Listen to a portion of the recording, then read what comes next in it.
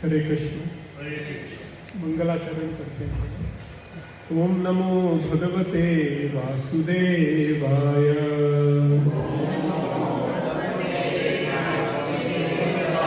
ओम नमो भगवते वासुदेवाय। ओम नमो भगवते वासुदेवाय।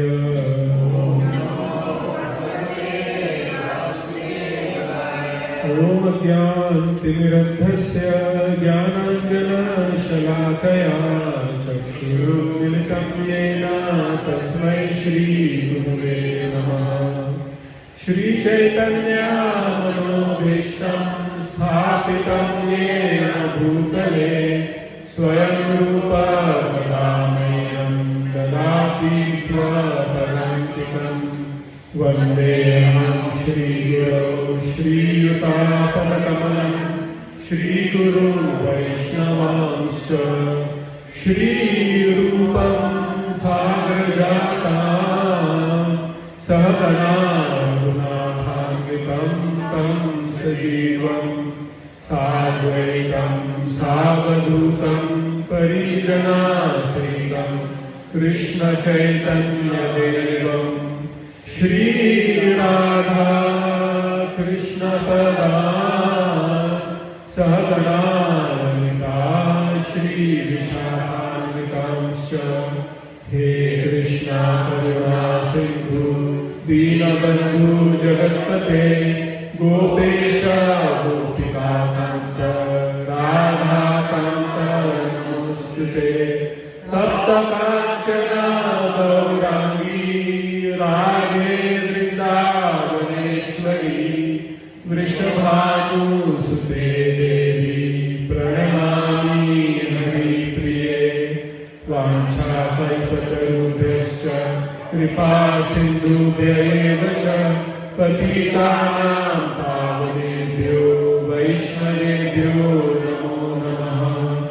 जय श्री कृष्ण चैतन्य प्रभु नित्यानंद श्री अद्वैत गदाधर श्रीवासादि गौर भक्तवृंद।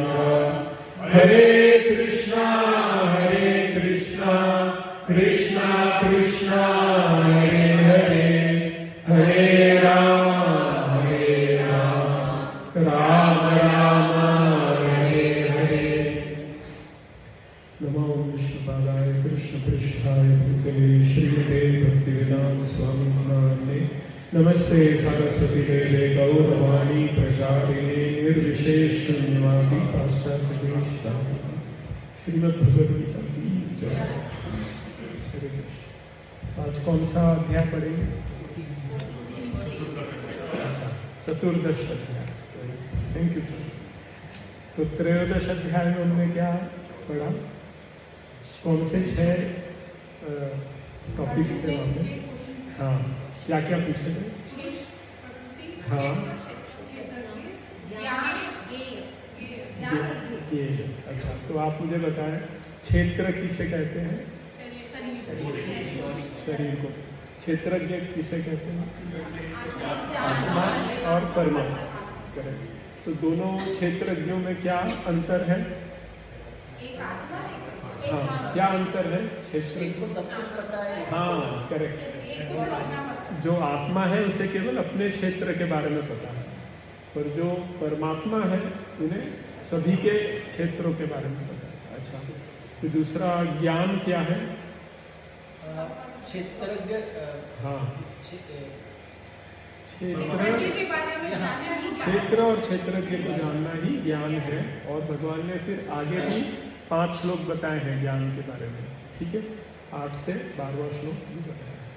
और ज्ञेयम कौन है? स्वयं भगवान ही ज्ञेय। और पुरुष कौन है? पुरुष हाँ, भगवान है। और प्रकृति को कौन भोग रहा है? जीव, जो हम आत्मा है, हम हैं। लेकिन हाँ, और प्रकृति क्या है? हाँ 24 तत्व से, हाँ कई जगह 24 तत्व बताए हैं, कई जगह 11 बताए हैं, पर ये जो हाँ हाँ हाँ हाँ हाँ करेक्ट। तो ये तो जो स्थूल प्रकृति है उसके अंश है, फिर मन बुद्धि अहंकार, और आज हम 3 गुणों के बारे में भी पढ़ेंगे। तो ये सब प्रकृति इनसे निर्मित की गई। ठीक है, 13वां अध्याय इजी है। हाँ ठीक है, तो अभी 14वां अध्याय शुरू करते हैं। प्रकृति के 3 गुण। तो भगवान देखो पहला जो श्लोक है इसमें बहुत एक इम्पॉर्टेंट चीज कह रहे हैं। भगवान कहते हैं श्री भगवान उवाच परम भूय प्रवक्ष्यामि ज्ञानानां ज्ञानमुत्तमं यद् ज्ञात्वा मुनयः सर्वे परां सिद्धिं नितो गता। अभी भगवान बोल रहे हैं कि परम भूयम, भूयम मतलब मैं फिर से आपको एक परम ज्ञान बताऊंगा। ज्ञानानां ज्ञानमुत्तमं मतलब जितने ज्ञान है उसमें भी जो सबसे उत्तम ज्ञान है वो भगवान आज बताएंगे। ठीक है, तो इसके लिए ये अध्याय को बड़े ध्यान से समझना है। इस अध्याय को आपने समझ लिया तो भगवान कहते हैं कि यद ज्ञात्वा, इसे जानकर जो मुनि गण इसे जो समझ गए उन्होंने क्या किया, सर्वे पराम सिद्धि नितो गता, उन्हें परम सिद्धि प्राप्त हो गई। परम सिद्धि क्या है? भगवत धाम प्राप्त हो गया। तो केवल 14वां अध्याय समझने से आप गोलोक वास कर सकते हैं। ठीक है, समझना है, ये अध्याय इतना इम्पोर्टेंट है, भगवान ने बताया। अच्छा, अब भगवान बताते हैं कि ये अध्याय में प्रकृति के बारे में बताया गया। जैसे पिछले अध्याय में 6 चीजें थी, इसमें जो प्रकृति है वो ये अध्याय में बताई गई है। प्रकृति कैसे बनी है और इसको हम कैसे पार कर सकते हैं वो ये अध्याय में बताया। तो भगवान कहते हैं इदम ज्ञानम उपाश्रित्य मम साध्यम आगता सर्गेपि नोपजायन्ते प्रलय न व्यथन्ति च। ये ज्ञान को जानकर व्यक्ति भगवान के आश्रित हो जाता है। मम साध्यम आगता, वह मेरे पास आ जाता है, मेरे भाव को प्राप्त करता है। भगवान का क्या भाव है? सच्चिदानंद। सच्चिदानंद रूप को प्राप्त कर लेता है, मुक्त हो जाता है। और सर्गे अपि नोपि जायन्ते प्रलय न व्यथन्ति। जब प्रकृति का निर्माण होता है तब वो उसका जन्म नहीं होता है, और जब प्रलय होता है तो वो व्यथित नहीं होता है, डिस्टर्ब नहीं होता है। ठीक है, वो भी बताया जाएगा कैसे है। ठीक है, इस श्लोक में वो भगवत धाम की प्राप्ति कर लेता है या भगवान में विलीन हो जाता है? भगवत भाव साध्यम आगता मतलब मेरा भाव वो प्राप्त कर लेता है। One can attain to the transcendental nature like no. जैसा भगवान का कैसा स्वभाव है कि भगवान कभी चित्त नहीं होते, भगवान कभी प्रकृति के अधीन नहीं होते हैं। तो इसी प्रकार ये अध्याय जानकर आप प्रकृति के अधीन नहीं रहोगे, प्रकृति के ऊपर आप चलो।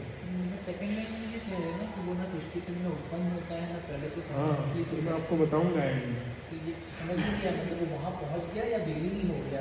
बताऊंगा ये आप मुझे एंड में याद भी ना अगर मैं नहीं बता पाया कि भगवान ने ऐसा क्यों कहा। अच्छा, मम योनिर्महद् ब्रह्म तस्मिन् गर्भं ददाम्यहं संभवः सर्वभूतानां ततो भवति भारत। तो भगवान कहते हैं कि जो ब्रह्म है, मम योनिर्महद् ब्रह्म तस्मिन् गर्भं ददाम्यहं। तो ये जो इसको आपको अगर डिटेल में पढ़ना है तो आप भागवतम के दूसरे और तीसरे स्कंद को आप ध्यान से पढ़ें। इसमें भगवान ने प्रकृति का कैसे निर्माण होता है, शरीर का कैसे निर्माण होता है, आत्मा उसमें कैसे जाती है, बहुत डिटेल में बताया है कैंटो में। तो दूसरे स्कंद में तो एक बार पूरा बताया है प्रकृति किस प्रकार प्रकट होती है, और तीसरे स्कंद में 2 बार बताया है। तो इस प्रकार आप 3 बार पढ़ सकते हैं श्रीमद् भागवत। तो भगवान ने कहा है कि जो महत तत्व है इसमें भगवान सब जीवों को भेजते हैं, और संभव सर्वभूतानां ततो भवति भारत, इस प्रकार इस सृष्टि की रचना होती है।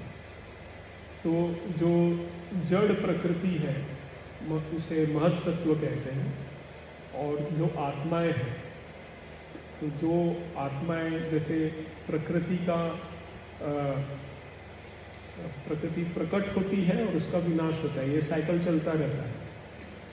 तो जब प्रकृति का विनाश होता है तो उस वक्त जो जीवात्माएं जिनकी इच्छाएं अभी भी बाकी हैं, जिनके कर्म अभी भी बाकी है, वो भगवान में सुप्त अवस्था में रहते हैं। हाँ, और जब फिर प्रकृति का प्रकाश होता है तो वो जीवात्माएं अपने अपने इच्छाओं कर्मों के अनुसार शरीर धारण करती है प्रकृति में। ठीक है, तो इस प्रकार प्रकृति का, इस प्रकार हमारा जन्म मृत्यु प्रकृति के विनाश होने के बावजूद चलता है। समझ में? महत्त्व जो भौतिक प्रकृति है, इसका जो बोलते हैं ना, जो इंग्रेडिएंट्स है, इसे महत्त्व कहते हैं। इसी से आगे चल के सब बनता है। इट्स लाइक अ मास। एक उसको आप पदार्थ रूप में समझिए, लेकिन वो सूक्ष्म पदार्थ है, सूक्ष्म भौतिक मैनिफेस्ट नहीं होता। हाँ, मैनिफेस्ट होता है तो प्रकृति बनने के बाद वो। हाँ, नहीं, प्रकृति तो अनादि है, महत्त्व तो हमेशा रहता है, लेकिन उसमें जब जीवात्माएं जाती हैं तब आगे जीवों का विकास होता है। तो आप ये भागवतम पढ़ेंगे तो उसमें काफ़ी डिटेल में बताया है कि कैसे जीवों का जन्म होता है और कैसे मृत्यु के बाद हम जब प्रलय आती है तो भी हम भगवान में हमारा वास रहता है। ठीक है, क्योंकि अगर हमारी इच्छा है तो फिर इसके लिए हम पुनर्जन्म ले लेते हैं। लेकिन अगर हम गोलोक वृंदावन धाम में गए तो हम ये साइकिल से निकल जाते हैं। तो फिर हमें विलीन होके फिर से नहीं फिर नहीं करना। हाँ, नहीं करना। सर्वयोनिषु कौन्तेय मूर्तयः संभवन्ति या तासां ब्रह्म महद योनि अहम बीज प्रदः पिता। ये बहुत फेमस श्लोक है, स्पेशली इसका जो लास्ट का चौथा हिस्सा है, अहम बीज प्रदः पिता, जहाँ पे कृष्ण कह रहे हैं कि मैं सभी जीवों का पिता हूँ।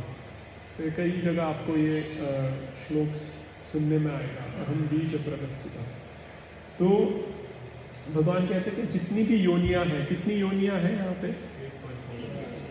84 करोड़ योनियाँ जो है वो, हाँ 84 लाख योनियाँ जो है वो किस प्रकार निर्मित होती है? भगवान कहते हैं सर्व योनिषु कौन्तेय मूर्तयः संभवन्ति या। ये किस प्रकार प्रकट होती है? जो महत्त्व है और जो आत्माएं हैं, इनके सम्मिलन से अलग अलग योनि प्रकट होती है। और वो तासाम ब्रह्म महद योनि अहम बीज प्रदा पिता। तो अगर प्रकृति माता है तो पिता कौन है? भगवान कृष्ण है, जो प्रकृति को अपना बीज प्रदान करते हैं अलग अलग आत्माओं के रूप में। और इस प्रकार जीवों का जन्म। समझना है? ठीक है, अभी भगवान प्रकृति के बारे में बताएंगे। तो जो पहले के 4 श्लोक थे इसमें तो भगवान ने बता दिया कि किस प्रकार जीवों का जन्म और विनाश होता है। ठीक है, अब यहाँ पे 5 से 9 में भगवान गुणों के बारे में बताएंगे। सत्वम रजस तम इति गुण प्रकृति संभवा निबद्धन्ति महाबाहो देहे देहीनम अव्ययम। तो प्रकृति किस प्रकार आती है? 3 गुणों के द्वारा, रजोगुण, सतोगुण और तमोगुण। और इन गुणों से जो देहे देहीनम अव्ययम, आत्मा तो अव्यय है, आत्मा का तो विनाश नहीं होता, लेकिन वो आत्मा जब देह धारण करती है तो इन गुणों से निबद्धन्ति, बंध जाती है। ठीक है, आत्मा का स्वरूप क्या है? सच्चिदानंद। और प्रकृति में 3 गुण बताए गए हैं। तो ये जो महत तत्व है, जब इसको महाविष्णु अपनी दृष्टि से उत्तेजित करते हैं तो इनमें 3 गुणों का निर्माण होता है। स्टार्टिंग में तो महत तत्व है, उसमें कोई डिफ्रेंशिएशन नहीं है, वो तो एक पदार्थ की तरह समझिए पड़ा है। फिर भगवान उसको अपनी दृष्टि से जब उत्तेजित करते हैं तो उनमें 3 गुण प्रकट होते हैं, सत्वगुण, रजोगुण और तमोगुण। ठीक है, तो इन्हीं गुणों से बंध कर आत्मा देह धारण करती है। ये जो जैसे 3 कलर है, वाइट कलर है, वाइट तो एक कलर है, लेकिन आप उसको प्रिज्म में रखेंगे तो वो स्प्लिट हो जाता है क्या नहीं? तो उसमें 3 कलर प्राइमरी कलर्स रहते हैं। कौन से हैं प्राइमरी कलर? लाल, पीला और नीला। इन सबको मिला के अलग अलग कलर तैयार होते हैं, है क्या नहीं? अगर आपको आप लाल और पीला मिलाएंगे तो क्या कलर बनेगा? ऑरेंज, भगवा रंग बनेगा। नीला और पीला मिलाएंगे तो हरा रंग बनेगा, और नीला और लाल मिलाएंगे तो पर्पल कलर। तो ये 3 तो मुख्य कलर हो गए, फिर इनको मिलाया तो और 6 कलर बन गए। ये सबको 6 को मिला देंगे तो सफेद कलर बन जाएगा। ठीक है माता जी? हाँ माता जी, सर 6 कलर मिलाने से सफेद कलर कैसे आएगा? तो नहीं पता है। चिन्मयी करेक्ट है ना?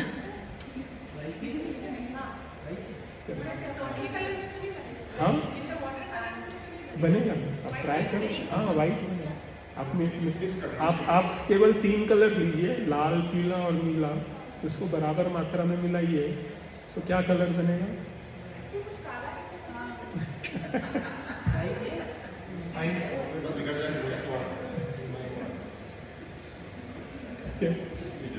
अच्छा चलो, इतना तो जानते हैं ना कि सफेद प्रकाश से 7 अलग अलग कलर। तो उसी प्रकार ये जो महत तत्व है, इसमें जब 3 गुण भगवान डालते हैं तो ये 3 गुणों के कॉम्बिनेशन से अलग अलग कलर्स बनते हैं, अलग अलग कॉम्बिनेशंस बनते हैं। तो हर व्यक्ति को जो शरीर मिला है, मन मिला है, बुद्धि मिला है, ये 3 गुणों के द्वारा बनाया गया। आपका ये जो शरीर है, ये जो भौतिक स्थूल और सूक्ष्म शरीर है, ये 3 गुणों से बना हुआ है। ये इसके बेसिक ये है। जैसे 3 कलर लेके आप उससे अनगिनत कलर बना सकते हैं। थोड़ा लाल लिया, ज़्यादा पीला लिया, थोड़ा एकदम थोड़ा नीला लिया तो एक शेड आएगा। आप उसको अलग मात्रा में मिलाएंगे तो अलग शेड आएगा। करेक्ट? तो उसी प्रकार जैसे हमारे फिजिक्स टीचर बोलते थे कि लाल रंग कितने होते हैं? तो बोले 1 होते हैं। बोले नहीं, तुम अपनी मम्मी के साथ ब्लाउज की शॉप में जाओ। मैं गया हूँ, मैंने देखा है। वो लाल रंग की साड़ी होती है तो उसमें वो कम से कम 20-25 लाल कलर दिखाएगा। फिर वो उसमें मैच करके देखते कि कौन सी मैच हो रही है कि नहीं।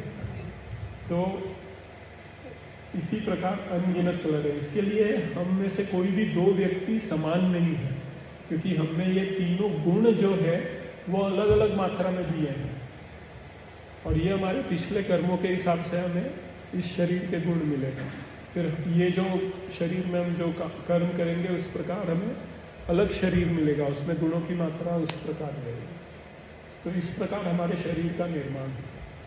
तो अगर आपको शरीर से मुक्त होना है तो आपको गुणों को जानना जरूरी है कि शरीर, मन, बुद्धि किससे बने हैं। तो उसको मैं जानूंगा तो मैं उससे मुक्त हो सकता हूँ। बराबर है ना? आपको जेल में कैद कर दिया तो कैदी क्या करता है, वो देखता है जेल में कहाँ वीक पॉइंट है, मैं उसको कैसे उससे निकल सकता हूँ, है ना? तो आपको ये जो 3 गुणों में आपको बांध दिया गया है आत्मा को, तो आत्मा देखती है कि इसमें से मैं कैसे निकल सकता हूँ। तो ये भगवान बताएंगे। जब आते थे तो हम भी सच्चिदानंद स्वरूप में रहते हैं initially maybe, so our karmas, because of karmas we are getting affected by sattva rajat tamo guna, और because of this mode of goodness passion हम वो कर्म करते हैं। तो ये कर्मों की वजह से वो आता है या उनकी वजह से कर्म आते हैं? और अगर ऐसे होता है तो फिर वो चेन कैसे ब्रेक होगी? ठीक है, आप पहले अध्याय समझ लीजिए, फिर मैं इस प्रश्न का उत्तर देता हूँ। ठीक है, अभी तो आप में है 3 गुण माता जी, 3 गुण हैं बंधे हुए, तो अब इससे कैसे निकलते हैं पहले वो समझ लेते हैं, फिर बाद में आप जेल में कैसे एंट्री हुई और बाद में मैं आपको बताता हूँ। हाँ, पहले आपको एस्केप का तरीका बता देते हैं। चलो ओके, तो पहले सत्व गुण के बारे में बताया है। सत्व गुण, इसको इंग्लिश में mode of goodness passion and ignorance Prabhupada ने ट्रांसलेट किया। ठीक है, तत्र सत्वम निर्मलत्वात् प्रकाशक अमनायमयम् सुख संघेन बध्नाति ज्ञान संघेन चानघ। तो हे अनग, अनग अर्जुन को कहा गया है। अघ यानी पाप करना, अनग यानी पाप जिसने नहीं किए हैं। तो हे अर्जुन, तुमने जरा भी पाप नहीं किए हैं, तुम पाप मुक्त हो। तो ये जो सत्व गुण है ये क्या है? निर्मलत्वात्, ये निर्मल है, इसमें कोई दोष नहीं है, ये बाकी गुणों से शुद्ध है।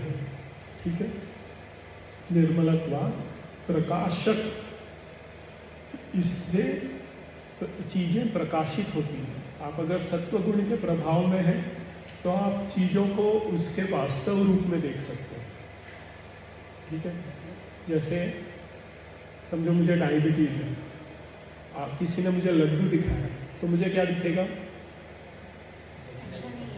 लड्डू दिखेगा मुझे। हाँ, लेकिन अगर मेरा सतोगुण प्रबल है तो मुझे वो लड्डू में मेरी बीमारी भी दिखेगी। तो इसको बोलते हैं प्रकाशित करना, इंग्रेडिएंट देखेगा। हाँ, जैसे एक्सरे होता है ना, वो किसी को सूजन आ गई है तो उसका एक्सरे करते हैं तो पता चलता है हाँ ये हड्डी अंदर ये टूटी है, इस प्रकार इसके लिए सूजन आई है, तो उसको बोलते हैं दृष्टि। तो सत्व गुण में आपको चीजें सही मायने में दिखेंगी। ठीक है, आप जब रजोगुण तमोगुण पढ़ेंगे आगे तो उसमें आपको पता चलेगा उनका क्या प्रभाव होता है। तो आपको किसी चीज को जानना है तो सत्व गुण से आप उसको जान सकते हैं। रजोगुण में कौन है? आएंगे रजोगुण से। आज प्रभु जी गोलोक जाकर ही मानेंगे।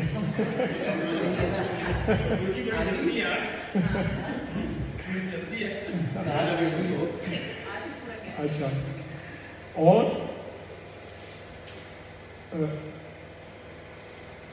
अनामयम, अच्छा ये जो है ये आपको पाप कर्मों से दूर रखेगा। अगर आप सत्व गुण में हैं तो आप पाप कर्म आप कर नहीं पाएंगे क्योंकि आपको दिख रहा है। लेकिन आप किसी पे क्रोध कर रहे हैं, सत्व गुण में है, तुरंत सत्व गुण बताएगा देख क्रोध से तो कोई फायदा नहीं, शांत हो जाए, आप पाप करने से तुरंत बच जाएंगे। ठीक है, तो सत्व गुण का जो व्यक्ति है वो पाप कर्मों से बचने की कोशिश करता है। ठीक है, सुख संगे न बदनाती, लेकिन ये जो गुण है ये फिर भी बांधेगा आपको। सत्व गुण से आपको मुक्ति नहीं मिलेगी, सत्व गुण आपको बांधेगा। किस चीजों से बांधेगा? सुख संगेन और ज्ञान संगेन। एक तो आपको सब चीजें प्रकाशित दिख रही है तो आप ज्ञानी बन जाएंगे, आपको सभी चीजों का अच्छा ज्ञान हो जाएगा, और आप पाप कर्म नहीं कर रहे हैं तो आप सुखी जीवन बिताएंगे। तो सत्व गुण का जो व्यक्ति है वो ज्ञान और सुख से बंध जाता है। ठीक है, उसको ज्ञान और सुख में आसक्ति हो जाती है। मैं मिला था ऐसे एक व्यक्ति से, तो मैं अपने मेरे मित्र हितैषी थे, उनके साथ में गया था इनके पास। तो मुझे केवल एक फॉर्म पे साइन चाहिए थी, वो नोटरी थे, उनकी साइन चाहिए थी।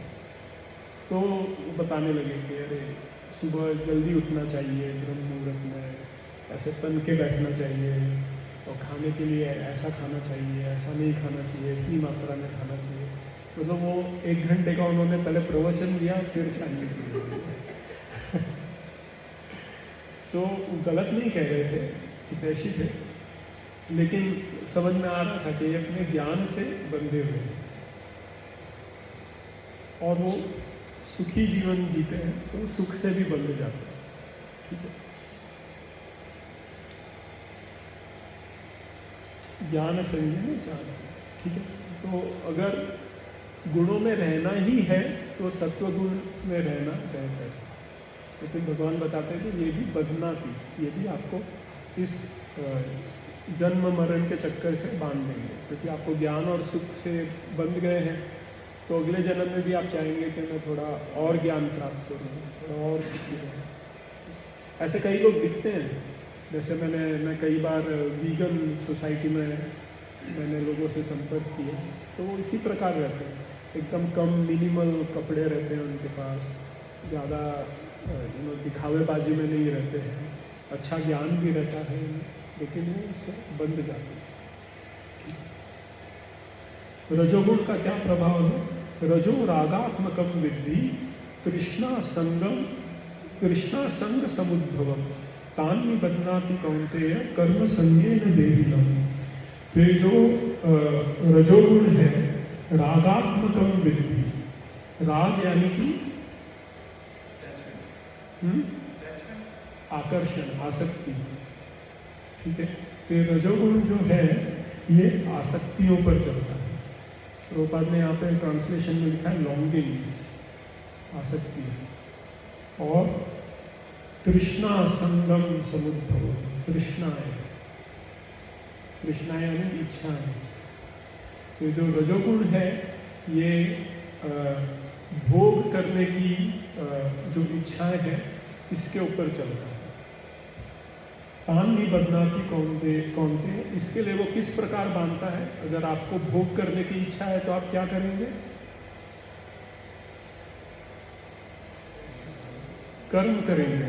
तो भगवान कहते हैं कर्म संगेन देहि। सत्वगुण को क्या बांधता है? ज्ञान और कर्म। रजोगुण कैसे बांधता है? कर्मों के द्वारा। आपके मन में इच्छा है कि मेरा बड़ा घर हो, बड़ी कार हो, मेरा पूरा परिवार हो, मेरे पास अच्छा बैंक बैलेंस हो, समाज में प्रतिष्ठा हो, मेरा नाम बढ़े, नेम एंड फेम। तो हाँ, ये रजोगुण के प्रभाव से चलता है। ठीक है, तो जब रजोगुण प्रबल होता है तो आपके मन में इच्छाएं आती हैं और फिर आप उसके लिए कर्म करते हैं। ठीक है, क्लियर?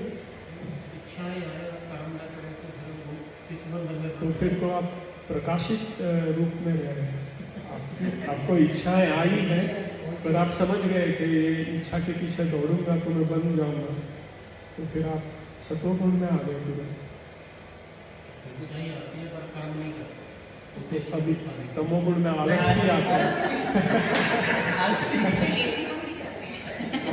अभी भगवान बता रहे हैं, देखो भगवान जीवों का स्वभाव कैसे जानते हैं, उनको पता है अगला प्रश्न क्या आएगा, तो भगवान ने उसी प्रकार श्लोक सुनाया अर्जुन को। तमस्त्व ज्ञान अजम विद्धि, तमस्त्व अज्ञान जम विद्धि, मोहनम सर्वदेहिनां, प्रमाद आलस्य निद्राभिस तन्निबध्नाति भारत। तो तमस क्या है? ये अज्ञान जम, ये अज्ञान से तमोगुण चलता है। ठीक है, मोहनम सर्वदेहिनां, और अज्ञान के क्या कारण क्या हो जाता है? मन मोहित हो जाता है, हमें समझ में नहीं आता है क्या क्या। ठीक है, अभी जैसे मेरे को लड्डू दिखाया तो सत्वगुण में क्या दिखेगा? अरे डायबिटीज है, अच्छा नहीं है, रजोगुण में क्या लगेगा, ये खा लेंगे, ठीक है। तमोगुण में क्या लगेगा कि नहीं बस खाई ये तो लकड़ा है, ये पत्थर है, हाँ कुछ अलग ही दिख रहा है उसे, ठीक है। जिसको डायबिटीज है फिर भी खाया, वो कौन से गुण है जो जान रहा है फिर भी खाएगा? आपका टेस्ट होगा पूरा अध्याय समझ लीजिए। तो ये मोहनम, इससे मोह पैदा होता है, अज्ञानी व्यक्ति को मोह पैदा हो जाता है।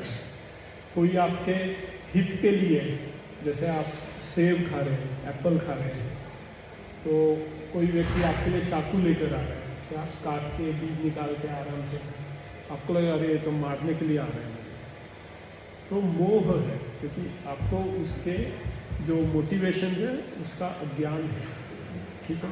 तो किस प्रकार बांधता है, प्रमाद, प्रमाद यानी पागलपन, आलस्य यानी, आलस्य तो सब जानते हैं, आलस कर, आलस, और निद्रा। तो जो तमोगुण का प्रभाव होता है तो व्यक्ति सोता है, आलस आता है और उसे मोह पैदा होता है, पागलपन। मैं साइकाइट्रिस्ट हूँ तो मैं बता सकता हूँ कि ऐसा ही होता है। ऐसा तो ये तमोगुण का प्रभाव होता है। आपने ड्रग एडिक्ट्स देखे जो नशा करते हैं, तो वो तमोगुण के प्रभाव में होते हैं, क्योंकि नशा से कोई फायदा तो है नहीं, तो उन्हें लग रहा है नहीं इससे फायदा है, उल्टा देख रहे हैं, और उससे क्या होता है नशा करने से, निद्रा, आलस्य, प्रमाद। तो इस प्रकार आप याद कर सकते हैं। तो इस प्रकार में बांधता है। तो अभी मैं फटाफट पूछूंगा, सत्वगुण, सत्वगुण का स्वभाव क्या है? ज्ञान नहीं, वो बांधता है, स्वभाव क्या है? प्रकाशित करना और निर्मल, करेक्ट। और वो किस प्रकार बांधता है? नॉलेज के थ्रू, ज्ञान और सुख, ज्ञान और सुख से बांधता है। अच्छा, रजोगुण का क्या स्वभाव है? इच्छा है, इच्छा, इच्छा है, कृष्णा, और भोगों की इच्छा होती है। किस प्रकार बांधता है? कर्मों के द्वारा। तमोगुण का क्या स्वभाव है? अज्ञान, ज्ञानजन और मोह पैदा करता है। और उसका प्रभाव क्या है? आलस, नींद आना और तो ये तीनों गुण अभी आपको समझ में आ गए। भगवान ने किस प्रकार आपको निर्मित किया है, तो 3 गुणों से निर्मित किया है और इस प्रकार आप बंध जाते हैं। अच्छा, तो आप बोलेंगे कि ये गुण कैसे चलते हैं? अब ये 3 गुण हैं, तो ये क्या हमेशा एक मात्रा में रहते हैं कि 20% सतोगुण, 40% रजोगुण, 40% तमोगुण? क्या ऐसा स्वभाव इनका रहता है? भगवान कहते हैं नहीं। सत्वम सुखे आगे पढ़ेंगे, सॉरी अभी ये सत्वम सुखे संजयति रजः कर्माणि भारत ज्ञानम आवृत्य तु तम प्रमादि संजयति। तो भगवान ने समराइज किया है यहाँ पे कि सतोगुण से आदमी सुख में बनता है, रजोगुण से कर्मों में बनता है और तमोगुण से प्रमाद में बनता है। तो इस प्रकार भगवान ने कहा है कि ये 3 गुणों का स्वभाव है। अच्छा, फिर भगवान कहते हैं ये 10 में से 13वें श्लोक में, 4 श्लोकों में बताते हैं कि गुण आपस में किस प्रकार रहते हैं। रजस तमश्चाभिभूयम सत्वम भवति भारत, रजस सत्वम तमश्चैव तमः सत्वम रजस्तथा। कभी कभी सत्व भवति भारत, सतोगुण बढ़ जाता है कभी कभी, और रजोगुण तमोगुण का प्रभाव कम हो जाता है। जैसे आप किसी अच्छे साधु के पास जाएंगे, कोई अच्छे व्यक्ति के पास जाएंगे, तो आपका मन शांत हो जाता है, आपको बातें समझ में आती है कि नहीं?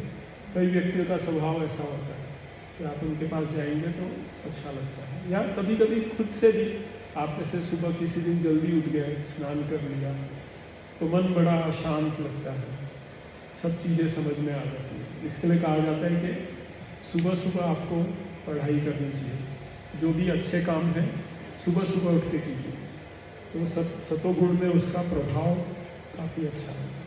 फिर कभी रजोगुण आपके सत्वगुण और तमोगुण को हरा देगा, जैसा कि अक्सर दिन में होता है 9 to 5 हम काम कर रहे हैं, ठीक है, तो उस वक्त बस ये रहता है कि किस प्रकार हमारा टारगेट पूरा हो जाए, किस प्रकार ये काम हम समाप्त करें। फिर रात में क्या होता है, तमोगुण का प्रभाव हो जाता है, चलो थोड़ा पी के सो जाए है क्यों नहीं, है ना, तो फिर पी के अब समझ में नहीं आ रहा है क्या है कैसा है, फिर निद्रा आ गई, आलस्य आ गया, तो इस प्रकार हमारा जो जीवन है ऐसा चलता रहता है, ठीक है। तो ये जो 3 गुण है ये कभी कभी एक गुण ऊपर आएगा, बाकी 2 गुणों को हरा देगा, फिर जो हारा हुआ गुण है वो ऊपर आ जाएगा, बाकी 2 गुण। तो इस प्रकार इनमें बोलते हैं ना जंग चलती रहती है इनमें कि कौन सा गुण का कब प्रभाव आएगा। कभी कभी बहुत जगल करता है, हाँ 3 अलग अलग कलर की बहुत जगल करता है, करेक्ट, कभी एक ऊपर है 2 नीचे है। तो आप ऑफिस में जाते हैं, कभी कभी काम करने में बहुत आनंद आता है, कभी कभी बहुत आलस आता है, कभी कभी लगता है काम किस लिए कर रहा हूँ रजोगुण तमोगुण सतोगुण ऐसा प्रभाव है।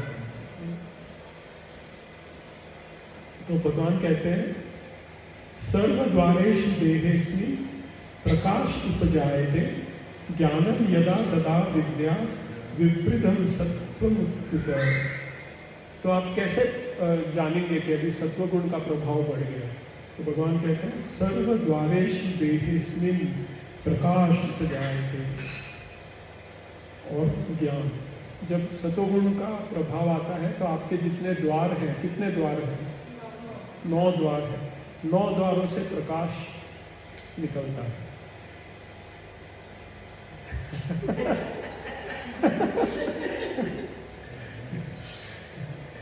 प्रकाश निकलना है यानी हाँ, आपको चीजें समझ में आती। तमसी माँ ज्योतिर्गमय, जो हमारे अंधकार है अज्ञान का वो समाप्त हो जाता है, और 9 के 9 द्वारों से वो चीजें सही दिखने लगती हैं, ठीक है। तो कोई आपको कोई चीज समझिए खाने के लिए देगा, अगेन लड्डू का एग्जांपल, तो आप लड्डू देख के समझ जाएंगे कि क्या है एक्चुअल में, क्या है। मैं आपको एग्जांपल देता हूँ, जैसे कभी कभी पेशेंट अंदर आता है, तो जैसे ही अंदर आता है डॉक्टर समझ जाता है इसको क्या बीमारी है। पेशेंट ने कुछ कहा नहीं है लेकिन उसे समझ में आ जाता है। जैसे कभी कभी मेरी क्लिनिक में कोई पेशेंट आती है तो मैं उसको देख के समझ जाता हूँ कि ये अब्यूज विक्टिम है, इसका शोषण हुआ है, इसको डिप्रेशन है। तो कैसे समझ में आता है? क्योंकि मन तब सत्वगुण में है, तो उससे चीज़ें प्रकाशित हो जाती हैं। मेरे को दिख रहा है कि वो पेशेंट है, लेकिन सत्वगुण मेरे को क्या दिखा रहा है कि इसके पीछे की स्टोरी क्या है, ठीक है। तो कई बार व्यक्ति आपके सामने बड़ा मीठा बोलेगा और बहुत चापलूसी करेगा, तो अगर आप सत्वगुण में होंगे तो आप समझ जाएंगे कि इसका कोई निहित स्वार्थ है, और रजोगुण में होंगे तो बोलेंगे हाँ बेटा तुमने मुझे सही पहचाना। तमोगुण वाला बोलेगा अरे तू गाली दे रहा है मुझे। सो इस प्रकार ये गुणों से हम समझ सकते हैं। सत्वगुण से 9 के 9 द्वारों से आप समझ सकते हैं। आप कुछ सुनेंगे तो आप उसको सही समझ सकते हैं, आप कुछ जीवा पे लगाएंगे आप उसको सही समझ सकते हैं। तो 9 के 9 द्वारों में प्रकाश उपजाएगा, और इससे क्या होता है? ज्ञानम यदा, इससे आपको ज्ञान की प्राप्ति है, ठीक है। तो अगर आप किसी चीज़ को समझना चाहते हैं तो किस गुण में समझना चाहिए? सत्वगुण। इसके लिए जब हम ऐसे पढ़ते थे क्लास में हिल के, तो टीचर बोलते थी नहीं हिलो मत, तो हिलना रजोगुण की निशानी।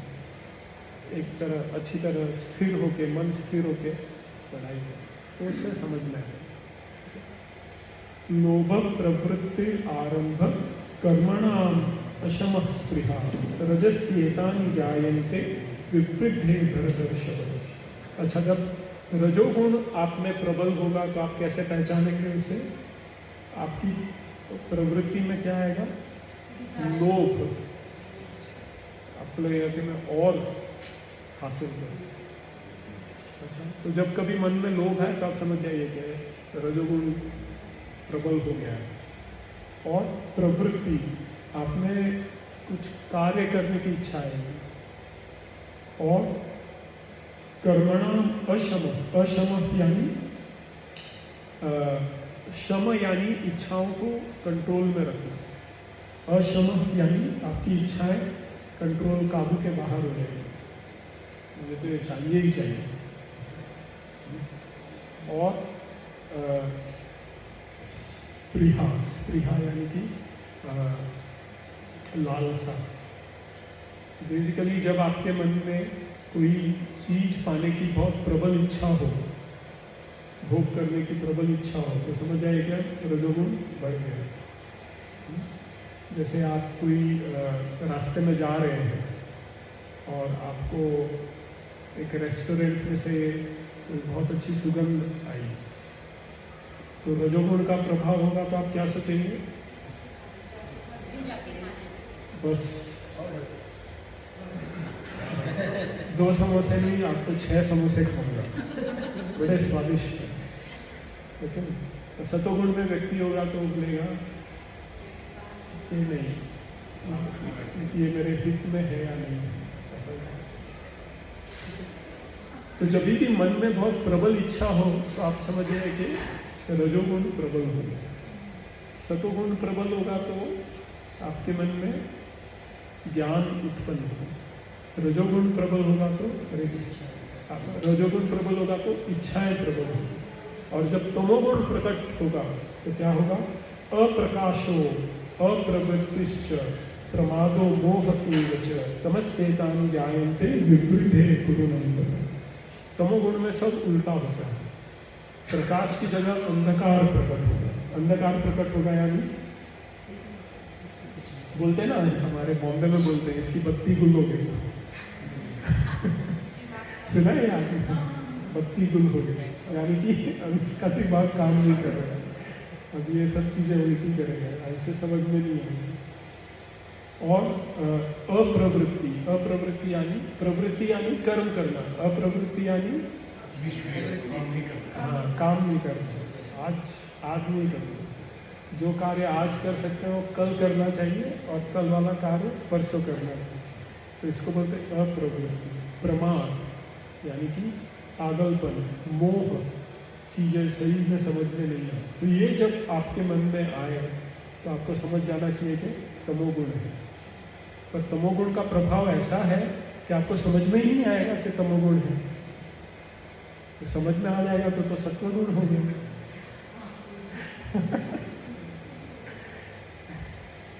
तो आप अभी समझे कि तमोगुण कितना भयंकर है कि वो आपको समझने ही नहीं दे रहा है। एक अंग्रेजी में एक शब्द है इनसाइट, कि समझना कि मेरे क्या गुण दोष है। तमोगुण वो आपकी काबिलियत को खत्म कर देगा। इसके लिए तमोगुण बड़ा भयंकर है। ठीक है, जब आप रात को सो रहे हैं तब तमोगुण की उपयोगिता है कि आपको नींद आ रही है। ठीक है, नहीं तो कई बार क्या होता है, रात को रजोगुण भारी हो जाता है। 3 घंटे सोए, फिर ऐसा लग रहा है अरे ऑफिस का काम बाकी है, अब क्या करूँ, इतना टारगेट से, फिर नींद नहीं आती है, तो रजोगुण में पहुँच गया। ठीक है, रजोगुण प्रबल हो गया, तमोगुण पीछे हट गया। फिर आपने नींद की गोली ली, फिर तमोगुण आ गया। और नींद की जो गोलियां हैं वो तो नशा है। ठीक है, तो इस प्रकार जब आपने सत्वगुण होगा तो ये सब दिखेगा। जैसे ही रजोगुण तमोगुण प्रबल हुआ तो आपकी ज्ञान शक्ति चली जाएगी, फिर आपको समझ में नहीं आएगा। फिर तो सुगंध आई तो समोसे खाने ही हैं, फिर नहीं रुकेगा वहाँ। ठीक है, तमोगुण होगा तो फिर तो बोलेगा अरे चटनी भी डाल, ये भी कर, एकदम उसको खतरनाक कर लेगा। तो इसको ही जानना जरूरी है।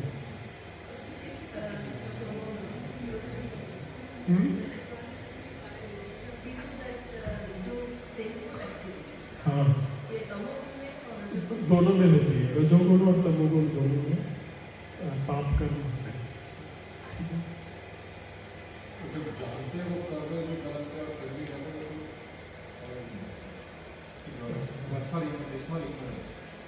जानते हो, जानते हैं और कर रहे हैं, ये रजोगुण है।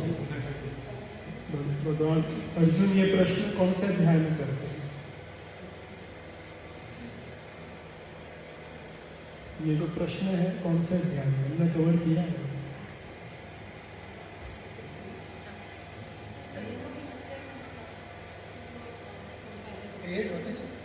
अर्जुन तीसरे अध्याय में पूछते हैं तो क्यों ऐसा है कि सब कुछ जानते बूझते भी व्यक्ति व्यक्ति क्यों बराबर होके भी कर रहा है। मिला आपको श्लोक की मिला, लेकिन हाँ। चैप्टर के नाम हाँ। काम ऐसा प्रदेश है। तो भगवान कहते हैं काम एष क्रोध एष रजोगुण समुद्भव महाशनो महापापमा विद्येयनम इह दैरिणा। कि आप जानबूझ के क्यों कर रहे हैं? काम और क्रोध के कारण जो रजोगुण से उत्पन्न है, और ये जीवात्मा के बड़े बैरी हैं, दुश्मन हैं, इनसे बचना चाहिए। तो इसके लिए अगर आपको सुखी जीवन चाहिए, ज्ञानमय जीवन चाहिए, तो सत्वगुण में रहना चाहिए। ठीक है, रजोगुण तमोगुण एक बार प्रबल हो गए तो फिर ब्रेक्स नहीं लगते। तो रजोगुण से आपसे काम करवा के ही मानेगा और तमोगुण आपको उल्टा असर दिखा के ही मानेगा। ठीक है? अच्छा, हाँ आएंगे माता, रुक जाइए। तो अच्छा, अगर आप अभी सोचेंगे चलो मेरा जीवन तो मोस्टली रजोगुण में चल रहा है, अगर मैं इसी प्रकार मृत्यु को प्राप्त हुआ तो मुझे क्या मिलेगा? क्योंकि भगवान ने 8वें अध्याय में कहा है कि जैसा आपका स्वभाव होगा, जो आप भाव रखेंगे मृत्यु के वक्त, वैसा ही आपको अगला शरीर प्राप्त होगा। तो इन 3 गुणों में मरने के क्या रिजल्ट्स हैं, क्या फल है, वो ये भगवान बताएंगे। 14वें से 14, 15, 16, 17, 18 ये 5 श्लोकों में बताएंगे। यदा सत्वे प्रवृत्ते तु प्रलय याति देह। अगर सत्व की जब सतोगुण बलवान है आप में, और उस वक्त आप प्रलय यानी मृत्यु को प्राप्त करते हैं, तद उत्तम विदाम लोकान अमलान प्रतिप्रत्यते। तो उस वक्त आपको उत्तम गति प्राप्त होगी। कौन सी गति? जहाँ पे अमल लोक रहते हैं। हरे कृष्ण। अमल यानी शुद्ध लोग रहते हैं। ठीक है, सतोगुण में आपकी मृत्यु होती है तो आप उस लोक में जाएंगे या उस जगह पर जाएंगे जहाँ पर शुद्ध लोग रह रहे हैं, साधु लोग रह रहे हैं, सुखी लोग रह रहे हैं, ज्ञानी लोग रह रहे हैं। जैसे कि जो 14 लोक हैं, उसमें जो तपोलोक है फॉर एग्जाम्पल, आप वहाँ पे जाएंगे। या इस लोक में आप ऐसे जगह आपका जन्म होगा जहाँ पे लोग ज्ञानी हैं, मूर्खों के बीच आपका जन्म नहीं होगा। ये सत्वगुण में मृत्यु का फल है। रजसी प्रलयम गत्वा कर्म संगीषु जायते। रजोगुण में आपकी मृत्यु होगी तो किनके संग आपका जन्म होगा? कर्मियों के संग जन्म होगा। ठीक है, तथा प्रलीन तमसी मूढ़ योनिषु जायते। तमोगुण में आपकी मृत्यु होगी तो आप कहाँ पे जायते, कहाँ पे आप जाएंगे, कहाँ जन्म होगा? मूढ़ योनिषु, मूर्खों की योनि में जाएंगे, गधा बन जाएंगे। ठीक है, आपको एक गाजर दिखाया जाएगा, आप दिन भर काम करेंगे तो गाजर भी नहीं दिया जाएगा। रजोगुण में जो कर्मी है, हाँ, तो जो कर्म कर रहे हैं, देवता भी रजोगुण में, जो भोग करने के लिए कर्म कर रहे हैं, तो ऐसे लोगों के बीच में आपका जन्म है। मतलब भरपूर कंपटीशन होगी। मनुष्य हाँ हाँ हाँ हाँ गुणों के हिसाब से यूनियां डिसाइड नहीं हो रही है। नहीं, अलग अलग योनियों में अलग अलग मनुष्य की 4 लाख योनियां हैं, तो उसमें अलग अलग गुणों का प्रभाव है। पर यहाँ पे भगवान कह रहे हैं सत्व गुण में मृत्यु प्राप्त होगी तो ज्ञानियों के बीच में रहेंगे, शुद्ध लोगों के बीच में रहेंगे। रजोगुण में मृत्यु होगी तो कर्मियों के बीच में जन्म मिलेगा, और तमोगुण में मरेंगे तो मूर्खों के बीच में। तो कभी आप सोचें ऐसा कि मेरे चारों तरफ मूर्ख क्यों है, तो भैया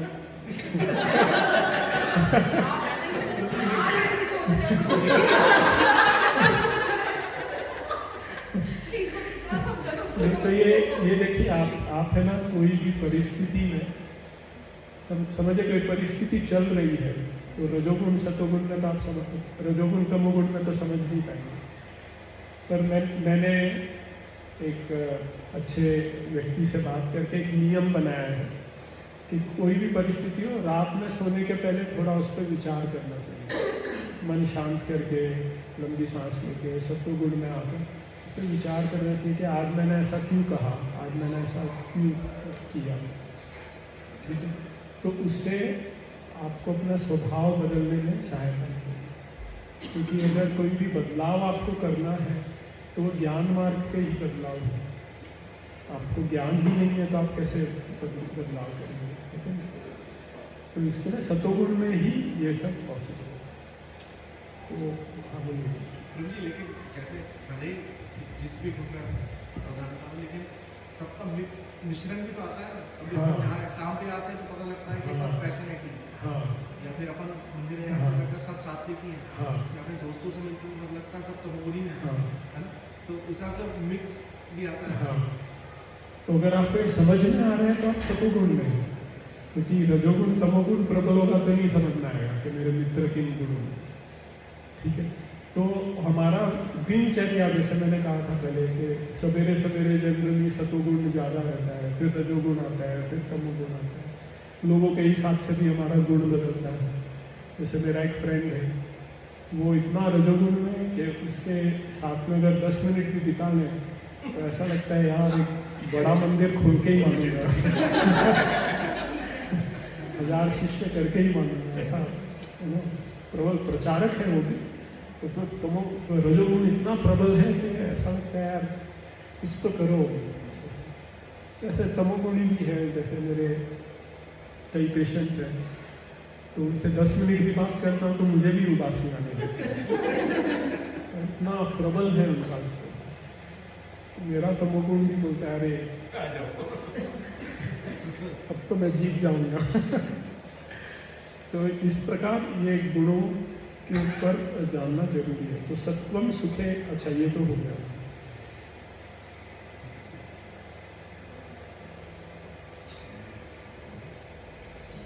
अच्छा 16वां श्लोक, कर्मण सुकृतस्याहु सात्विकम निर्मलम फलम रजसस्तु फलम दुखम अज्ञानम तमसः फलम। अब इनका फल बताया गया है कि आप सत्वगुण में रहेंगे तो उसका फल क्या होगा। सुकृत कर्मण स्याहु, और उसका फल निर्मल। आप सुकर्म करेंगे, अच्छे कर्म करेंगे और उसका फल आपको मिलेगा, वो शुद्ध होगा। ठीक है, पाप नहीं होगा, पुण्य होगा।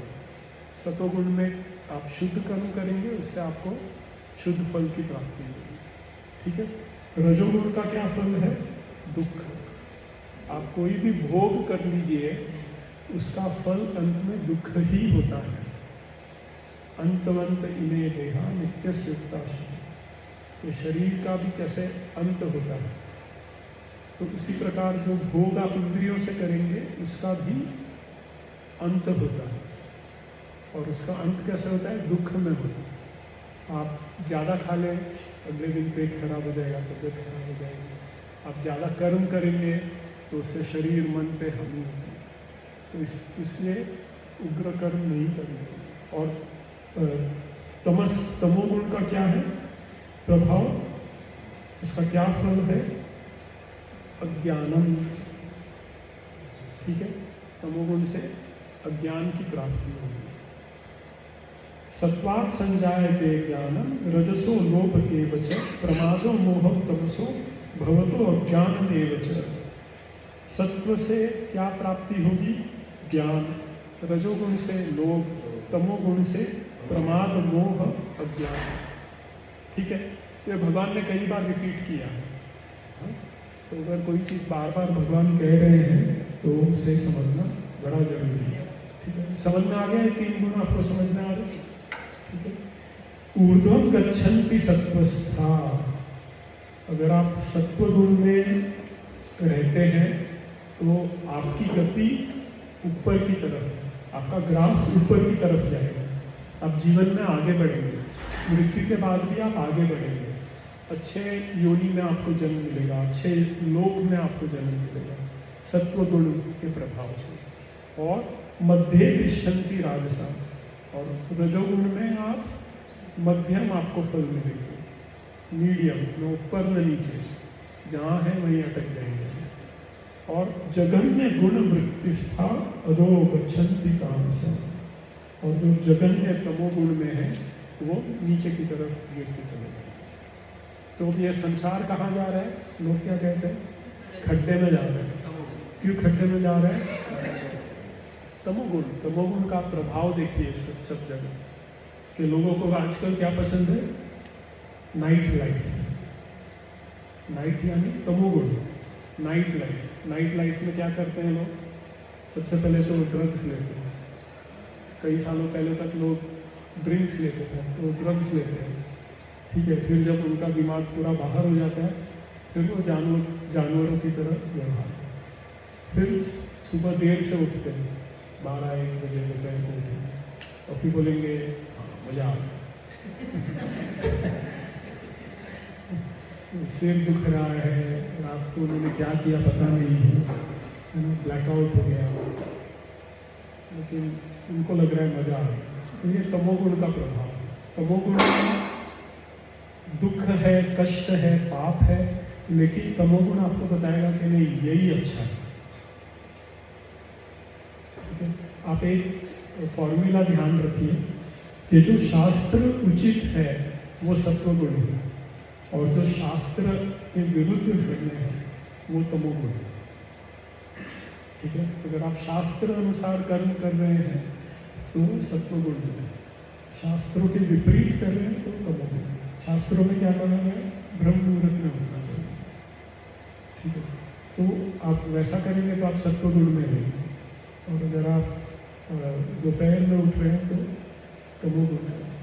ठीक है, तमोगुण से क्या होगा कि फिर आप है ना और नीचे की तरफ गिरेंगे। आप में कोई आपके स्वभाव का, पर्सनालिटी का विकास नहीं होगा। ठीक है, तो इसके लिए जब हम पर्सनालिटी डेवलपमेंट कोर्स करते हैं तो स्टूडेंट्स को क्या बताते हैं कि सत्वगुणी जीवन शैली जीना चाहिए, तो अपना पर्सनालिटी अच्छी है। आप आजकल यूनिवर्सिटी में जाइए तो वहाँ पे बच्चे कैसे दिखते हैं? दुखी, निराश, थके हुए। हम लोग बॉम्बे में एक वर्ड यूज़ करते हैं थकेले, वैसे दिखते हैं। जबकि वेदों के अनुसार तो ये तो ब्रह्मचर्य का जीवन है। तो ब्रह्मचारी में तो प्रकाश होता है। क्यों प्रकाश होता है? सत्वगुण है उसमें। तो इस प्रकार आप देख रहे हैं कि किस प्रकार संसार खड्डे में जाता है, क्योंकि तमोगुण रजोगुण की बाहुल्यता है। आप है ना पहले के हीरो हीरोइन को देखिए, ऑफकोर्स रजोगुण ही थे, पर उनका शरीर देखिए और आजकल के हीरो हीरोइन का शरीर देखिए, तो आपको पता चल जाएगा कि किस गुण में ये लोग काम कर रहे हैं। तो इस प्रकार आप अगर सत्वगुण की दृष्टि से देखेंगे तो सब चीजें आपको समझ में आएंगी।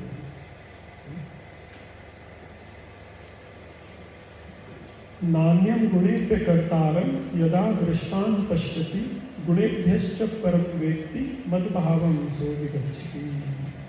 अभी भगवान जो अगले 8 श्लोक हैं उनमें बताएंगे कि किस प्रकार गुणों से आप ऊपर उठ सकते हैं। ठीक है, तो तीनों गुणों से ऊपर उठना है, क्योंकि सतोगुण में भी आप रहेंगे तो ज्ञान और सुख से बंध कर आप ऊपर के लोकों में अच्छी जगह पे आपका जन्म होगा, पर जन्म तो होगा, और ऐसा नहीं है कि सतोगुण हमेशा बना रहता है, ज्ञानियों को भी कष्ट होता है, जन्म मृत्यु जरा व्याधि तो सभी लोगों के लिए है। तो इन गुणों से अब हम कैसे निकले? हमारा मन, बुद्धि, अहंकार, ये जो शरीर है तो इन गुणों से निर्मित है, तो अब इन गुणों से परे कैसे जाए? तो ये आप 8 श्लोक समझें।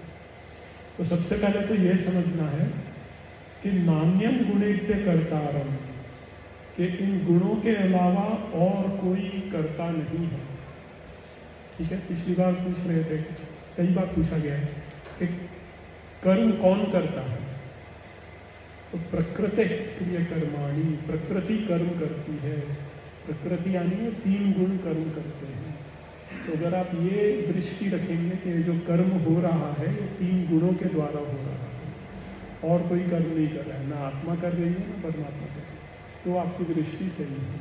नान्यम गुणेभ्य कर्तारम यदा दृष्टानुपश्यन्ति गुणेभ्यश्च परम वेत्ति मद्भावम सोऽधिगच्छति। और जो ये जान लेता है कि भगवान इन गुणों के परे है, तो वो भगवान का भाव प्राप्त करता है। समझना है आपको, ये समझना है कि जो कर्म आप देख रहे हैं संसार में, ये सब गुणों के द्वारा हो रहे हैं और भगवान इन गुणों से परे है। तो आप भगवान के पास चलिए। ठीक है, सिंपल। तो अगली बार जैसे कोई व्यक्ति आपसे क्रोध करे तो आपको ये समझना है कि आत्मा क्रोध नहीं कर रही है, ये जो जीव है ये तमोगुण के प्रभाव में आकर मुझ पर क्रोध कर रहा है और मुझे इससे दुख लग रहा है या मुझे अपमानित लग रहा है, तो ये भी तमोगुण के प्रभाव से हो रहा है। ठीक है, तो आप अगर आप ऐसा समझ लेंगे तो आप तुरंत सत्वगुण में आके आपको दिखेगा प्रॉपर, और फिर आप भगवान को जानेंगे तो आप इस चक्कर से निकल जाएंगे। गुणानेनातीत्य त्रीन देहि देह समुद्भवान जन्म मृत्यु जरा दुखे विमुक्तो अमृतमश्नुते। और जब जीव इन तीनों गुणों के परे हो जाएगा तो जन्म मृत्यु जरा व्याधि से दूर होकर इसी जीवन में अमृत का आस्वादन करेगा। ठीक है, अर्जुन वाच कैलिस्त्रैन कैलिंगे स्त्रीन गुणानेतान अतीतो भवति प्रभो किम आचारः कथम चैतान स्त्रीन गुणान अतिवर्तते। अब अर्जुन का प्रश्न है कि भगवान आपने बता दिया कि गुणों से किस प्रकार ऊपर उठना है, पर जो व्यक्ति इन गुणों से ऊपर उठ गया है उसके क्या स्वभाव है, उसके क्या गुण है, उसे हम कैसे पहचानें। अब यहाँ पे 30 लोग बैठे हैं, इनमें से कौन गुणातीत है ये मैं कैसे पहचानूं? ठीक है, तो ये अर्जुन का प्रश्न है, उसका स्वभाव क्या है और वो कैसे गुणातीत हो गए। ठीक है, तो उनको मैं कैसे पहचानूं, डायग्नोसिस कैसे करूं और किस प्रकार वो गुणातीत हो, ये आप बताएं। तो भगवान 22 से 25वें श्लोक में कहते हैं कि ये सेम हमने पिछले अध्यायों में भी पढ़ा है। भगवान बेसिकली कहते हैं कि जो समत्व भाव रखता है वो इन गुणों के परे है। न द्वेष्टि प्रकाशम च प्रवृत्तिम च मोहम एव च पांडव न द्वेष्टि संप्रवृत्तानि न निवृत्तानि कांक्षति। तो जब गुणों का प्रभाव आता है तो जो व्यक्ति गुणातीत है वो न उससे द्वेष करता है न उससे आसक्ति करता है। अब जैसे अब मुझ में समझो रजोगुण की प्रबलता है, तो अगर व्यक्ति गुणातीत है तो वो रजोगुण से न आसक्ति करेगा न द्वेष करेगा। ये तो चल रहे हैं, ये तो प्रकृति के जैसे लहर उठ रही है ऐसे उठ रही है, उसे न उससे आसक्ति होगी न घृणा होगी। ठीक है, तो जैसे एक बहुत क्रूड एग्जाम्पल देता हूँ। मैं एक बार एक मेडिटेशन वर्कशॉप में गया था, तो वहाँ पे उन्होंने बताया कि जब आपके मन में कोई विचार आए तो आपको ये नहीं सोचना है कि अच्छा विचार है या बुरा विचार है, आप उसे बस देखिए कि हाँ ये विचार है। और विचार का कोई ये है क्या, वजन है इसका, रूप है उसका, कुछ नहीं। विचार है, आया है, चला जाएगा। थोड़ी देर आप उसको ऑब्जर्व करेंगे, डिटैच होकर, तो अपने आप चला जाएगा, भाग जाएगा। न उससे आपको घृणा करनी है, न उसको आपको बढ़ावा देना है। सिर्फ देखिए, ठीक है, अभी मन में विचार आया है कि प्रसाद पाया है, ठीक है, विचार है, ठीक है। और उदासीनो गुणैर्यो न विचार्यते गुणावर्तन्त इत्येवं योग तिष्ठति निंदते। और वो क्या देखता है? उदासीन होकर, यानी दूर होकर। वो कैसे देखता है कि ये सब कार्य जो हो रहे हैं गुणों के द्वारा ही चल रहे हैं, ठीक है। सुबह सुबह कोई व्यक्ति जॉगिंग पे जा रहा है तो आप क्या देखोगे? ये रजोगुण के प्रभाव से चल रहा है, ठीक है। फिर भगवान कहते हैं सम दुख सुख स्वस्थ सम लोष्टाश्म कांचन तुल्य प्रिया प्रियो धीरस तुल्य निंदात्म संस्तुति। ये देखो, ये बहुत अच्छा श्लोक है, आप याद भी कर सकते हैं इसे। इसमें समत्व का भाव बताया गया कि सम दुख सुख, सुख और दुख में जो सम है, सम लोष्टाश्म कांचन, पत्थर और सोने में उसे कोई भेद नहीं दिख रहा है, और प्रिय अप्रिय में वो भेद नहीं कर रहा है, और कोई उसकी निंदा करे या उसका संस्तुति करे, सम्मान करे, उसमें उसने अपना धीर बनाए रखा है। तो अगर कोई व्यक्ति ऐसा आपको दिखे तो आप समझ जाइए कि गुणातीत है। जैसे भृगु मुनि ने पहले तो सबसे पहले ब्रह्मा जी को जब वो गए थे तो ब्रह्मा जी को उन्होंने आदर नहीं किया, तो थोड़ा गुस्सा हो गए, तो समझ गए कि ये तो गुणातीत नहीं है। फिर शिव जी के पास गए, उनको उन्होंने कुछ क्रोधवश वचन कहे। शिव जी ने पलट कर जवाब तो नहीं दिया, लेकिन वो उससे विचलित हो गए, तो समझ गए ये भी गुणातीत नहीं। विष्णु को जाके उन्होंने छाती पे लात मारी, तो विष्णु जी न क्रोधित हुए, न उन्होंने कुछ रिएक्ट किया। उन्होंने कहा अरे आपके पैरों को चोट तो नहीं पहुंची, मतलब खुद पर उन्होंने जरा भी रिएक्शन नहीं हुई, तो समझ गए कि गुणातीत है, यही भगवान। तो अगर ऐसा व्यक्ति आपको दिखे तो आपको समझ जाना चाहिए कि गुणातीत है, ठीक है। मान अपमान योस तुल्यो मित्र परिपक्षयो। मान अपमान में तो तुल्य समभाव है ही, मित्र और दुश्मन में भी इसका सेम भाव है। मित्र जिस प्रकार आप घर पे उसको ट्रीट करेंगे, दुश्मन भी आया है आप उसी को उसी प्रकार ट्रीट करेंगे, तो आप गुणातीत हैं। सर्वारंभ परित्यागी गुणातीत उच्यते। और ऐसा व्यक्ति कोई भौतिक कर्म नहीं करता। देख रहा है गुण चल रहे हैं, लहरें चल रही हैं, मैं तो किनारे पर बैठा हूँ, मुझे लहरों से क्या लेना, ठीक है। लेकिन जो व्यक्ति गुणों में है वो लहरों में ऊपर नीचे होते कुछ नहीं होता, ठीक है। तो आपको इनसे परे होना है। अच्छा, कैसे परे होंगे? अर्जुन ने कहा इस प्रकार परे होंगे। तो ये जो 26वां श्लोक है इसको आप रख लीजिए, ये इस अध्याय का मूल श्लोक है। माम च यो व्यभिचारेण भक्ति योगेन सेवते सगुणान समतित्येतान ब्रह्म भूयाय कल्पते। कि जो मेरी अव्यभिचारी भक्ति करता है, व्यभिचारी भक्ति यानी हाँ, एक अर्थ तो ये हो गया केवल जो कृष्ण भक्ति करता है, और अव्यभिचारी का एक और अर्थ है कि ज्ञान और कर्म की से लालसा नहीं है। भगवान की भक्ति कर रहा है लेकिन इसलिए नहीं कि मुझे ज्ञान प्राप्त हो, मेरी इच्छाएं पूरी हो जाए या मुझे मुक्ति मिल जाए, इसलिए जो भक्ति करता है वो शुद्ध भक्ति नहीं है। अव्यभिचारी के अर्थ है माम च यो अव्यभिचारेण भक्ति योगेन सेवते सगुणान समतित्येता। वो इन गुणों को पार कर रहा है, ब्रह्म भूयाय करते, तो वो ब्रह्म अवस्था को प्राप्त होता है। और भगवान कहते हैं ब्रह्म अवस्था क्या है? अगले श्लोक में ब्रह्मणो ही प्रतिष्ठाहम अमृतस्या व्यस्य च शाश्वतस्य च धर्मस्य सुख्यस्याम सुखस्य एकांतिकस्य च, कि ये जो ब्रह्म है इसकी प्रतिष्ठापना कृष्ण के ऊपर ही है। ब्रह्म का जो मूल है वो कृष्ण ही है। ब्रह्मणो ही प्रतिष्ठापन। अगर कोई ब्रह्मवादी आपसे मिले तो आप उसको कह सकते हैं, इस श्लोक का जरा अर्थ तो बताओ। तो ब्रह्मणो ही प्रतिष्ठापन, अहम यानी कृष्ण।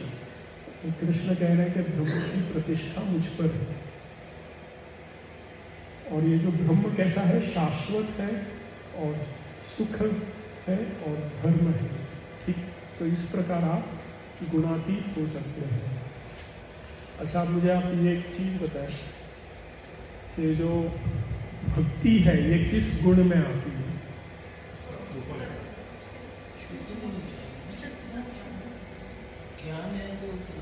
तो भक्ति गुणातीत है। भक्ति जो है ये गुणों के अधीन नहीं है, ये बात समझना बहुत जरूरी है। तो भगवान, भक्त और भक्ति ये तीनों गुणातीत है। ठीक है, भगवान गुणातीत है ये तो समझ में आ गया। ठीक है, भक्ति कैसे गुणातीत है? क्योंकि भक्ति जो है वो भगवान की अंतरंगा शक्ति है। अगर वो गुणों के अधीन है तो वो जीव को कैसे गुणों से पार ले जा पाएगी? जो व्यक्ति स्वयं डूब रहा है वो दूसरे को कैसे पार लगाएगा? जो व्यक्ति खुद कैदी है वो कैसे दूसरे कैदी को छुड़ाएगा? वो तो जो जेल के बाहर है, जो प्रेसिडेंट है या प्राइम मिनिस्टर है, वही छुड़ा सकता है। जो हेलीकॉप्टर में है वही किसी को समुद्र से निकाल सकता है। समझ में आया? तो इस प्रकार ये जो भक्ति है ये आपको लगेगा कि ये सत्व गुण में है। या जैसे माता जी आप पूछ रहे थे कि जब कर्म करते हैं भक्ति में तो क्या वो रजोगुण के द्वारा है, करेक्ट? तो यहाँ पे उसका भगवान ने क्लियरली बताया कि नहीं, भक्ति भी जो है ये गुणों के परे है। और इसके लिए शुद्ध भक्त भी गुणों से परे है ना। आप शुद्ध भक्तों का जीवन देखिए तो उनमें आपको ये सब गुण दिख जाएंगे। मान अपमान से जो तुल्य भाव रखते हैं, जो जिनके लिए पत्थर और सोना एक बराबर है। एक बार एक राजा आए थे अजीम गोस्वामी के पास, बोले मैंने सुना है आपके पास है ना पारस मणि है। तो बोले कि हाँ वो उधर कचरे में पड़ी होगी, देख लो। तो कचरे में जाके ढूंढा तो पारस मिल गया उसे। फिर वो राजा ने सोचा अरे यार, पारस तो इसने कचरे में डाल रखा है, तो उसके पास कोई और बड़ी संपत्ति होगी। तो वे बोले कि नहीं, आपके पास इससे भी बड़ी संपत्ति है, वो बताओ। तो बोले वो प्राप्त करना है तो पहले पारस पत्थर को फेंक करो। तो जब उसको फेंक करा तो फिर कहा कि आप हरिनाम जप करो। जो हरिनाम है ये आपको भगवान के पास ले जाएगा। तो शुद्ध भक्ति का एक बहुत सरल साधन है। तो इसके लिए जो भक्ति है, भक्त है, भगवान है, गुणों के परे है, इनके इसके लिए इनको अगर आप इनको आप देखें, इनके बारे में कभी सुने तो ऐसा नहीं सोचना चाहिए कि अरे इनमें कौन सा गुण चल रहा है। जैसे भगवान आते हैं, भगवान ने किसी राक्षस का वध किया तो आपको ये नहीं सोचना चाहिए कि अरे ये लीला के रजोगुण तमोगुण से प्रभावित है, क्यों इसका वध कर दिया। ऐसा आप सोच सकते हैं तो ये तो नर नारायण ऋषि है तो सत्व गुण में है, ये गलत है, क्योंकि ये गुणों से परे है। कभी जेलर आपको दिख जाए जेल में तो आप क्या बोलेंगे, अरे एक और नया कैदी आ गया। ऐसा नहीं है। जो सत्व गुण है उसमें ज्ञान और सुख आपको बांध रहा है, आपकी आसक्ति हो गई। जैसे कोई प्रोफेसर है, प्रोपाद एग्जाम्पल लेते हैं कि जो यूनिवर्सिटी प्रोफेसर है जनरली सत्व गुण में माने जाते हैं। तो इनको किस चीज़ से आसक्ति रहती है कि मैं कुछ पढ़ता रहूँ, कुछ नया ज्ञान अर्जित करूँ। अगर आप उनको बोलेंगे कि एक साल आप बिना किताबों के यहाँ पे बैठ गए तो वो एकदम विचलित हो जाएंगे, उनको आसक्ति होगी। अच्छे गुणों की भी आसक्ति नहीं। हाँ, करेक्ट, अभी आप समझे। तो जो तीनों गुणों से हमें पार जाना है। सत्व गुण का केवल एक आपको उपयोगिता ये है कि इससे आप चीज़ें समझ सकते हैं, पर चीज़ों को समझकर उससे परे जाने के लिए आपको भक्ति की आवश्यकता है। प्रभु जी, आपने इस श्लोक में बताया कि भक्ति के थ्रू ही मतलब आप भक्ति गुणों के उसमें नहीं। हाँ, तो ये भगवान ने इस श्लोक में जो बताया है, इसका रास्ता बताया है, मतलब क्या है भक्ति, तो योग बहुत कहती है, लेकिन ऐसा मतलब रोज हमें क्या करना है? हाँ, आपको भक्ति योग करना है। भक्ति योग के 9 अंग है। श्रवणम कीर्तनम विष्णु स्मरणम पाद सेवनम अर्चनम वंदनम दास्यम साख्यम आत्मनिवेदनम। क्या भक्ति के कोई भी 9 अंग अपना लीजिए। भगवान का नाम सुनिए, भगवान की लीला सुनिए, भगवान के बारे में पढ़िए, या भगवान का कीर्तन कीजिए। जैसे हम यहाँ पे स्टार्टिंग में कीर्तन करते हैं, अकेले बैठ के आप भगवान का जप कीजिए, स्मरण कीजिए भगवान की लीलाओं का, उनके रूप का, उनके गुणों का, उनके माधुर्य का, उनकी बांसुरी का, उनके भक्तों का स्मरण कीजिए। अर्चना कीजिए, घर में रोज आरती कीजिए, भगवान को प्रेयर्स ऑफर कीजिए, वंदना कीजिए, उनको कुछ भोग लगाए, उनके पाद सेवनम कीजिए, तीर्थों का भ्रमण कीजिए। तो ये सब करने से जो आप भक्ति योग करेंगे, अगर आप अव्यभिचारी नहीं कर रहे हैं कि इनसे मैं केवल भगवान को सेवा करना चाहता हूँ, इनसे मैं भगवान की सेवा करना चाहता हूँ, मैं ये नहीं चाहता कि भगवान मेरी सेवा करे, कि भगवान मुझे अच्छा दे, भगवान मेरा जीवन सुखी कर दे, भगवान मुझे निरोगी कर दे। तो जो भोग की इच्छा है तो रजोगुण वाली हो गई। तो आपने रजोगुण के लिए भगवान को अप्रोच कर दीजिए। तो इसमें इसी चक्कर में भगवान ये भी कहे हैं कि ये तीनों गुण बड़े टफ है। हाँ, बताया भगवान ने कि आप समाओ किसी न किसी के अंदर रहोगे, फिर कहते हैं भक्ति इन तीनों के अंदर नहीं है। और इस दूसरा चैप्टर में वाला दैवी ऐसा गुणमयी वाला मनोमाया। हाँ, तो ये भक्ति कैसे होती है? भक्ति गुरु के शरण में होती है। जब आप गुरु की शरण लेंगे तो गुरु आपके गुणों को पहचान कर वो आपको भक्ति मार्ग पे लगाएंगे। जैसे प्रभुपाद ने एक सिंपल फॉर्मूला दी है कि 4 नियमों का पालन करो तो रजोगुण से आप, तमोगुण से आप दूर रहोगे। 16 माला जप करो तो आपकी भक्ति शुरू हो गई। फिर आप पढ़ोगे, भक्तों के संग में आओगे और आपको पता चलेगा। तो इस प्रकार आपका भगवान के प्रति रुचि बढ़ती जाएगी। तो इस प्रकार भक्ति के मार्ग पे हमें आगे बढ़ना है। स्टार्टिंग में क्या होता है, भक्ति के मार्ग में कभी कभी हम रजोगुण, सतोगुण, तमोगुण से प्रभावित हो जाते हैं। कभी कभी ऐसा लगता है नहीं सुबह 4 बजे उठ के जप करूँगा। फिर कभी कभी लगता है नहीं ड्राइविंग करते हुए जप करूँगा। कभी कभी लगता है आज नहीं जप करूँगा। तो इससे आप प्रभावित हो रहे हैं। लेकिन धीरे धीरे क्या होगा कि जब आप गुणातीत होते जाएंगे भक्ति के प्रभाव से, तो गुणों का आप पर असर नहीं होगा। जैसे प्रभुपाद का एक नियम था, प्रभुपाद ने 12 सालों में 14 बार पूरा विश्व का भ्रमण किया। तो जैसे वो लंदन से ऑस्ट्रेलिया गए तो जेटलैग होता है कि नहीं, तो प्रभुपाद ऐसा नहीं कहते थे कह रहे मुझे जेटलैग हो रहा है, मेरा अभी सोने का समय है, मैं अभी सोऊंगा। बोल सकते हैं और वैलिड भी है, लेकिन प्रभुपाद क्या करते थे, नहीं ऑस्ट्रेलिया में भी क्या टाइम है, अच्छा अभी दोपहर का टाइम है, अभी राजभोग आरती है तो मैं राजभोग आरती अटेंड करूँ। तो उस प्रकार वो अपना शरीर ढाल लेते हैं, मन ढाल लेते हैं। तो इसको गुणातीत स्वभाव कहा जाता है। तो ये हमें प्रैक्टिस करना है। अच्छा, अभी टाइम हो गया है। आपके स्टार्टिंग के थोड़े प्रश्न थे, वो सबका आपको उत्तर मिल गया? सेकंड श्लोक आपको मिलेगा। हाँ, सेकंड श्लोक। अच्छा, क्या होता है कि जब हमारी मृत्यु होती है, तो ये दूसरे और तीसरे स्कंद में बताया है भागवतम में, जब मृत्यु होती है तो एक एक प्रकृति से जो हमने लिया है स्थूल शरीर, या जब प्रलय होती है, सॉरी प्रलय वाला प्रश्न है, जब प्रलय होती है तो एक एक तत्व प्रकृति में विलीन होते हैं।